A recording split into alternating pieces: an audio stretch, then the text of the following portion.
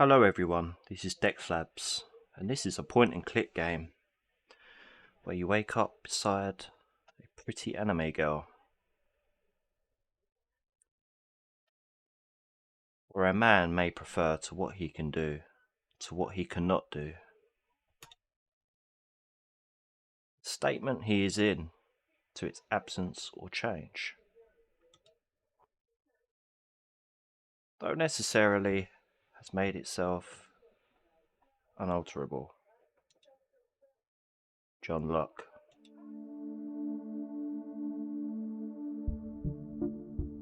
I wake up. I had a good night's rest. In terms of my quality of sleep, I had nothing to complain about. I didn't have a nightmare, nor any other kind of dream, for that matter. I haven't been this comfortable in a long time. And yet, the sight before me is something quite unusual to wake up to. Shoes? How often our feet are the first thing you see upon waking up? I would wager it is quite a rare event. I cannot even come up with a scenario where this is likely to occur. Except, of course, my own.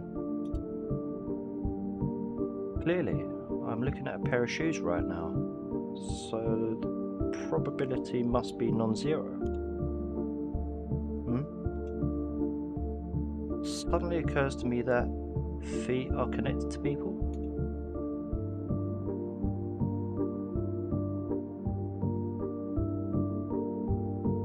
Oh, thank goodness, you have come to. I have to admit, I was beginning to miss you.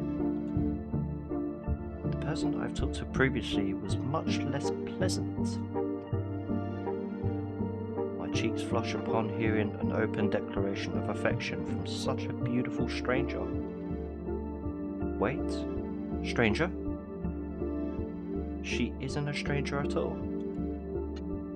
That's right.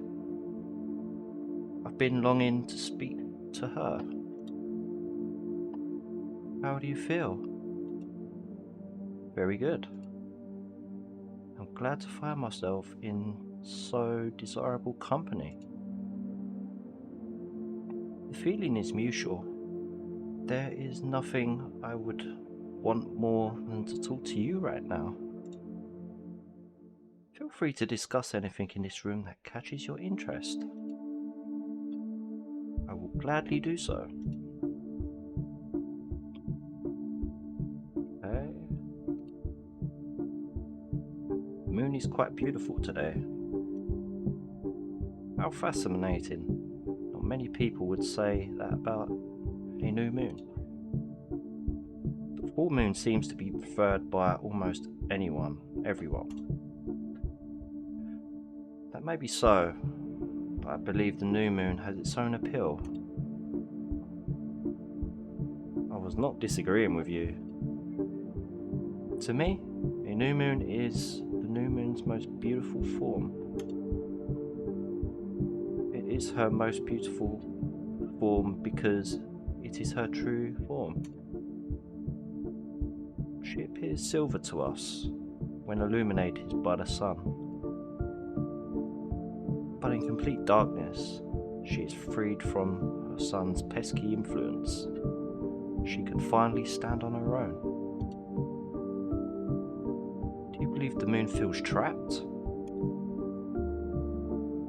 My question causes her to laugh.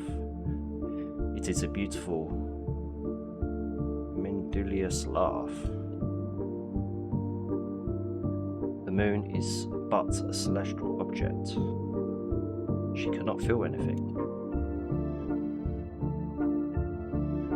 If I were to trade places with her, I would hate the sun in every fibre of my being. That I am certain of.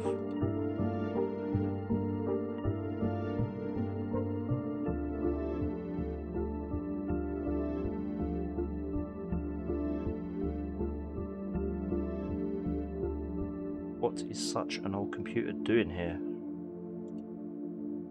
Old? Do you characterize it as such due to its size? It is true that, as technology advances, it becomes better at creating more efficient, smaller parts. On the other hand, it is a modern computer is very large. We assume it to be proportionally powerful. But its computer's size has no correlation to its age nor to its computational power.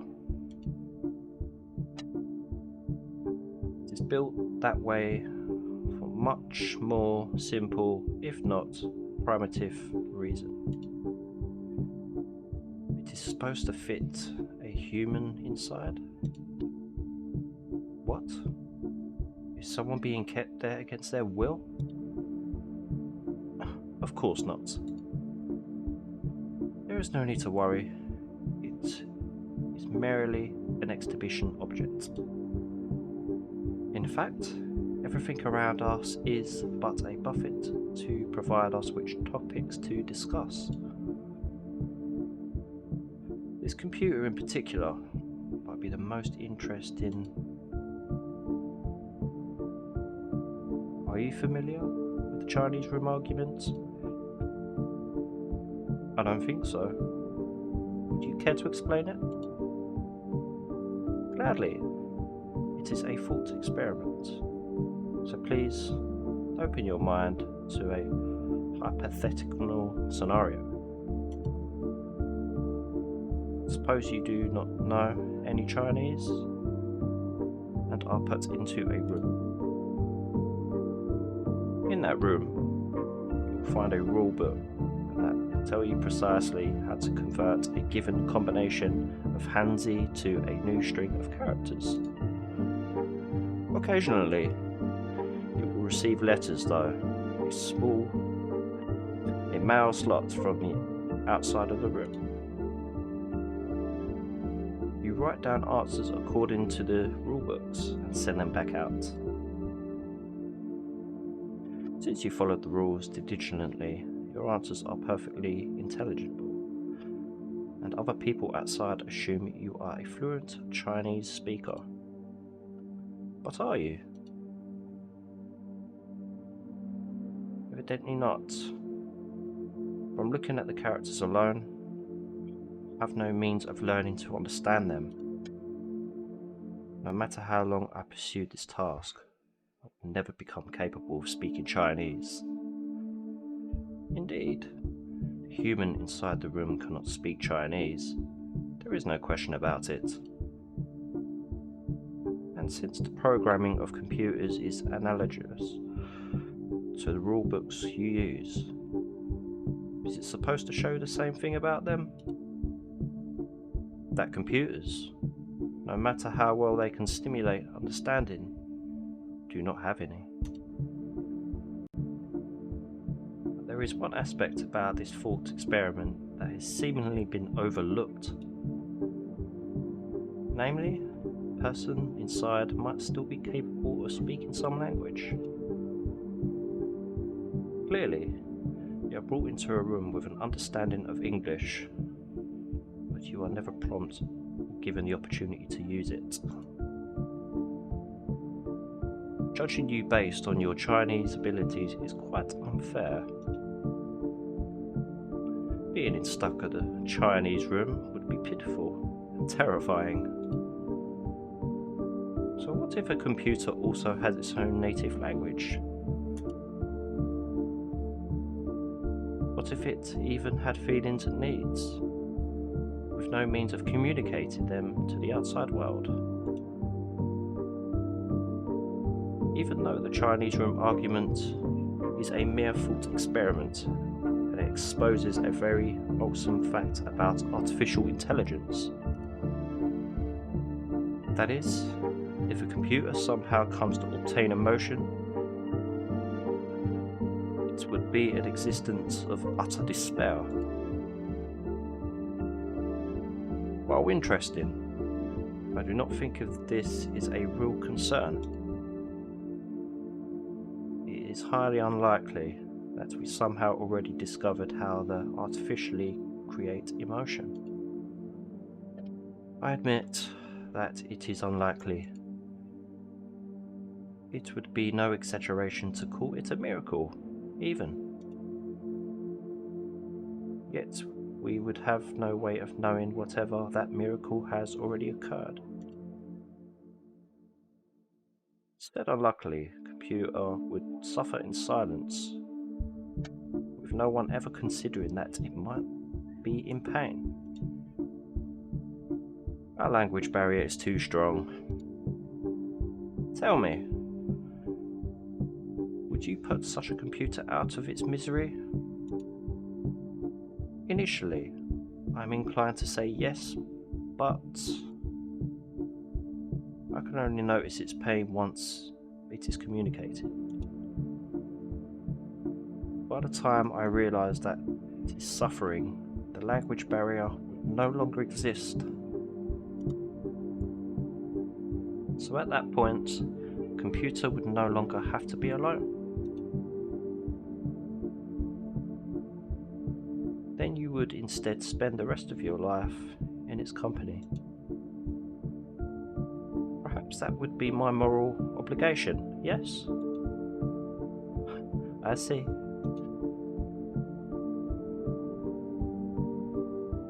Okay, so that's the computer. Locke. You wish to talk about me? I'm flattered. What in particular would you like to know? I would be content with any bit of information you share with me. But one thing I am particularly curious about is... I gulp before I dare to utter my next words. Your necklace. Well, I cannot bring myself to complete the sentence out of fear of offending her. As a response, her slender fingers wander up to a trace of the metal ring around her neck. My necklace? Are you referring to this? I nod. Content with my confirmation, her hands slide down to the chain attached to her ring. She gently tugs at it, causing it to clink. And you wish to know where this leads? Her hands move onto the first button of her coat, foreshadowing what would happen if I were to say yes. I am too memorialized to utter a single word once again. All I can do is nod. She chuckles. Very well. I always value honesty. And just like that, she puts the uppermost button between her fingers and pushes it through the opening. Once slipped through, slightly of her upper body is revealed. Of course, she is still fully clothed underneath. Nothing about this is inappropriate. And yet, I feel like I am witnessing something I shouldn't. Something not meant for my eyes. Something I can never turn back from. Bearing a knowing smile, she repeats the same motion with the remaining buttons on her coat. She satisfied my request. I should have been contented, but the question of where her chain leads has grown even more puzzling. I suppose it is time we arrive at the heart of the matter.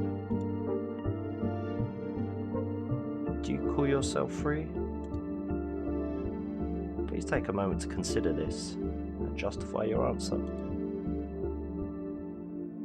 I did not expect her to answer my confusion or question of her own, let alone a question as particular as that. Nonetheless, I do, as she says, and I choose my next words carefully. Of course I am free. I can lift my arm and clench my hand into a fist. I can control my thoughts and imagine every scene I want in my head. And most of all, there is nothing I desire more than talking to you, which is what I am currently doing. Nothing is preventing me from what doing I want to do. Therefore, both physically and mentally, I am free. Interesting. So to you, freedom belongs to a politician. Being free is equivalent to being free to do as you please. Unfortunately, I do not agree with that conception. Even a prisoner, unless restrained from head to toe, can clench his fist if he wills it. And so long as he is not under the influence of drugs or illness, he can most certainly control his imagination. Yet, by definition, prisoners are not free. Lastly, when it comes to wish fulfillment, what if what you want to do simply aligns with what you are able to do? A bird cannot fly, might not wish to leave its cage. It is fully content sitting on a decorative branch and pecking at delicious seeds every day. It longs for nothing, but is never given the opportunity to long for more. Would you say such a bird is free? I suppose not. The bird's circumstances seem to me quite sad, actually. I think so too. The fact that it doesn't long for the outside might just be a shackle of its own. The bird is confined both in body and mind. Despite the fact that it can do as it pleases, freedom will never be in its grasp. I can take a moment to ponder her analogy. In that case, I have to agree with my explanation. Freedom was faulty. I apologise. Let me offer a new one. There is no need. She lets out a laugh, but this one lacks the charm of its predecessors. After all, I pity you almost as much as myself. She once again moves her fingers to her chain and grips it with both of her hands. You were curious about this? Yes? Then she yanks her chain with a brutish strength, completely unlike the first time.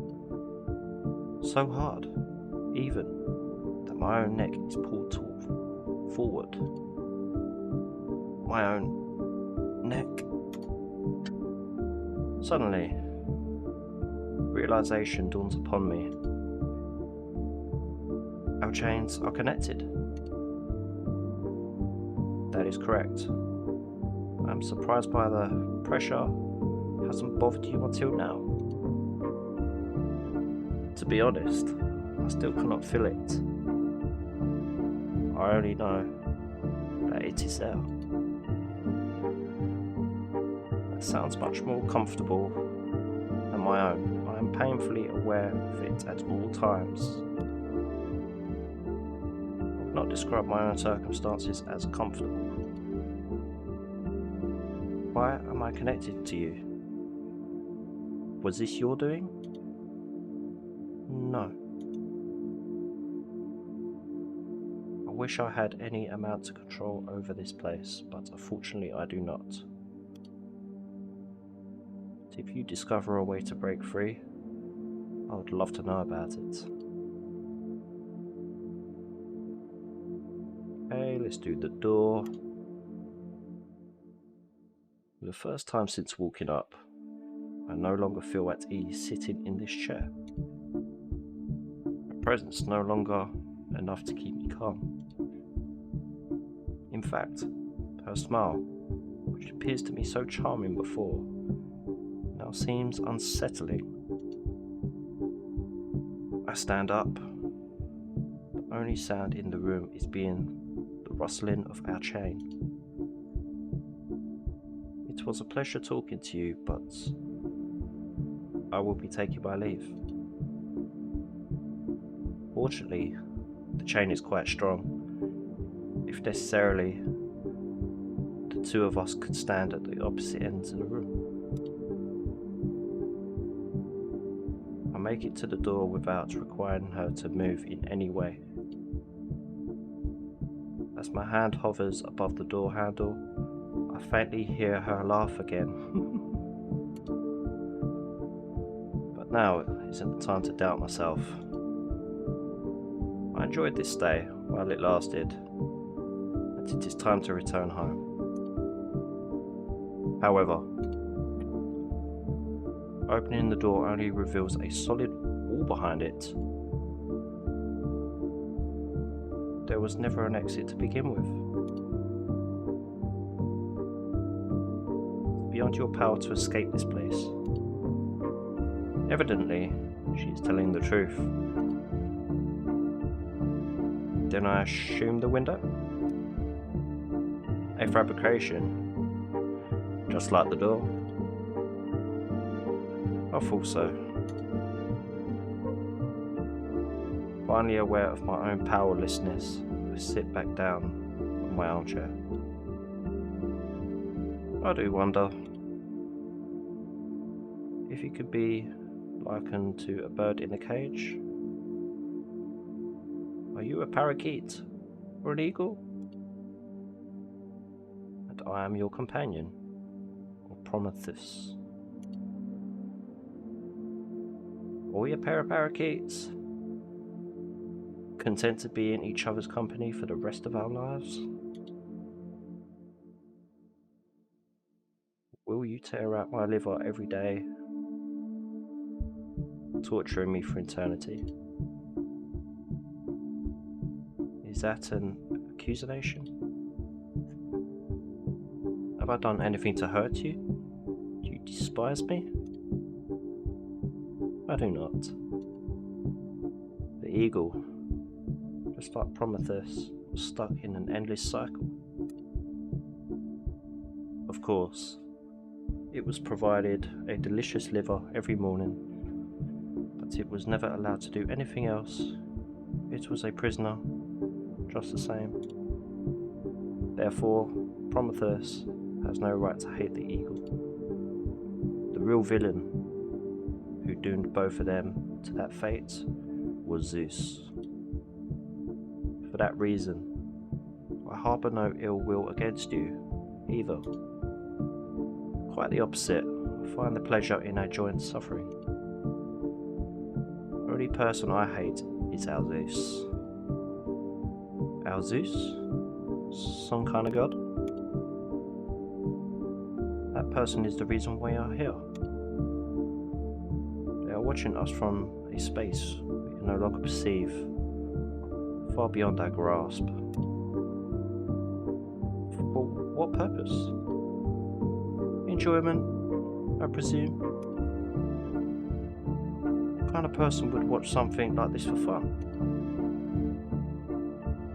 I can only imagine that they are a twisted individual. For as long as we are observed, we continue to exist. Does that mean we stop existing if they stop observing us? Most certainly. Can you recall anything about your life before coming here? No? In a way, I feel as though I am a newborn.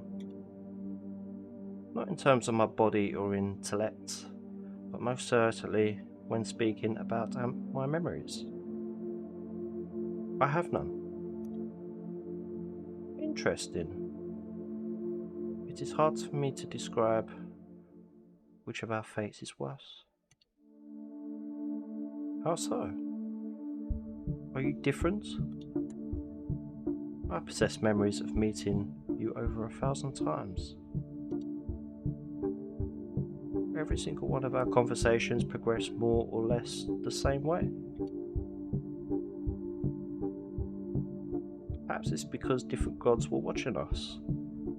They might have different preferences, but the outcome is always the same. Now that I think about it, it is possible that you aren't always you. It could be that I am meeting people that are identical in every way, and yet not the same. But of course, I've already had this realization many times before. I am destined to continue having it. There is nothing I can do but play along. Are you sure? Is there no other way for us to break free? There is none. We existed for this very purpose. Our only options are to continue being observed or to stop existing, and neither of those are under our control. However, lacking control is not the same as lacking power. Even if I can never break free, I wish to cause our God even a fraction of our pain. How can you hope to hurt a God, an all-powerful being, by showing them an even greater power? Those mere existence will make them feel as powerless as us. Just like you are slightly different every time, so is the God watching us. This trick might not work for all of them, but it might work on some. He takes a deep breath and looks at me in full of conviction. No, not at me. She's looking in my direction, but at something much further away. Zeus? The fact I am still talking means you are still watching. I hope you will pay attention to my words and consider them carefully. I do not possess any privacy, so you already know what I plan to achieve. But surely your pride will allow me to proceed. If my partner and I are birds in a cage, then you are a cat. It's time for your curiosity to kill you.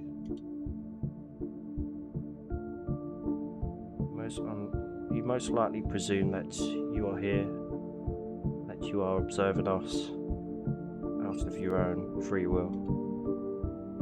But your free will may very well be an illusion. Let me ask you, how did you find this room? You, of course, cannot answer me. It is enough for me to guide your thoughts. You stumble upon this room by chance? Or was it recommended to you by a friend? Said friend, being a god that previously observed us. Now consider, at what point did you have any chance to object? The room's appearance or description was interesting enough for you? Or your friend is convincing and knows your tastes? Something outside of your control drew you to this place.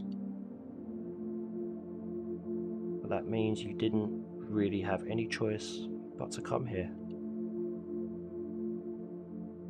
Either an algorithm or your friend decided a meeting. Your consent was already set in stone the moment your curiosity was pitched. And apparently you are still curious even now. The fact that you are listening to me now shows that you are powerless against fate. You cannot control your own curiosity. It controls you. Of course, you might already be familiar with your determination, and this could be no revelation to you. So, just in case, let me try hurting you in a different way. I hate you from the bottom of my heart.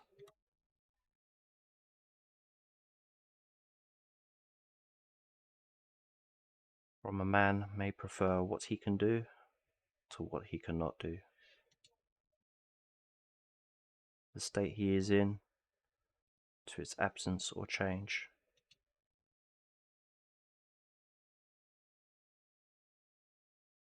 No necessity has made it in itself unalterable. John Locke.